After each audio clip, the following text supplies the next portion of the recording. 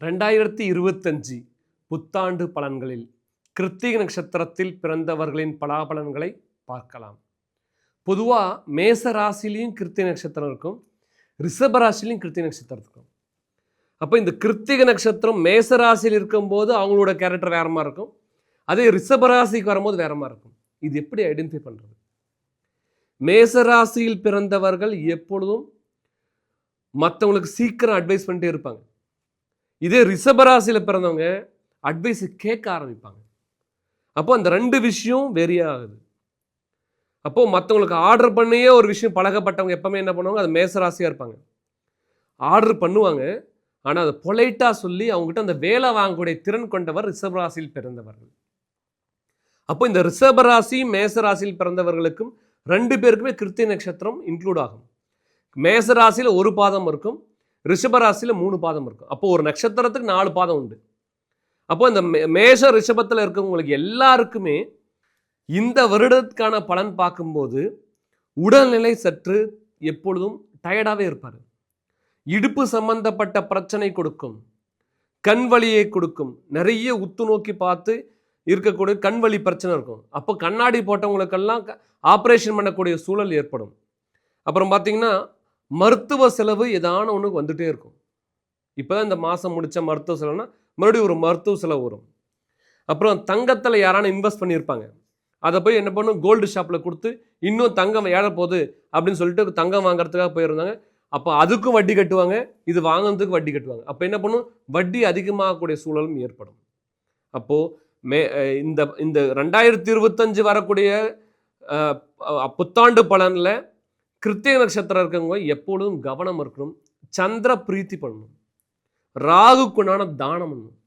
சந்திர பிரீத்தினா என்னது, எங்கெங்கெல்லாம் நீர்நிலைகள் இருக்கோ அங்கே தன்னுடைய ஜென்ம நட்சத்திரம் வர அன்னைக்கு போயிட்டு ஸ்நானம் பண்ணணும். உதாரணம், ராதா நட்சத்திரம்னு ஒரு நட்சத்திரம் இருக்குது, அதுக்கு விசாகம் தான் ராதா நட்சத்திரம் சொல்லுவோம். அப்போது முரப்ப நாடுன்ற சொல்லக்கூடிய குரு ஸ்தலத்தில் போயிட்டு அவங்க விசாக நட்சத்திரம் வர அன்னைக்கு ஸ்நானம் பண்ணும்போது நிறைய பாவங்களை அவங்க தொலைக்கக்கூடிய சூழல் ஏற்படும்.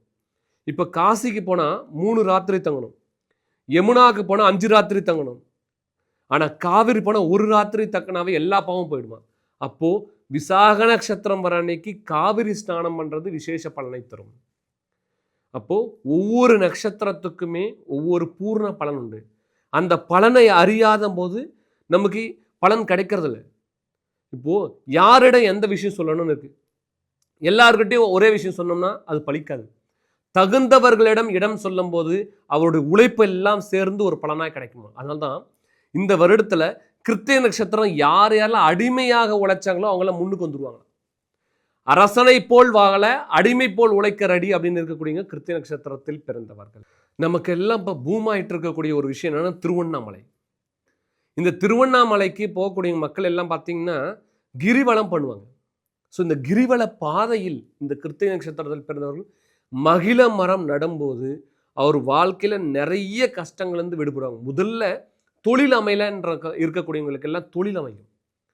செவ்வாய்க்கிழமை வரக்கூடிய கிருத்திகை நட்சத்திரத்தில் மரம் நடும்போது அவருக்கு தொழில் வளமாகக்கூடிய வாய்ப்பு கிடைக்கும். ஸோ ஒரு நாளில் பார்த்தீங்கன்னா 5 காலம் இருக்கு.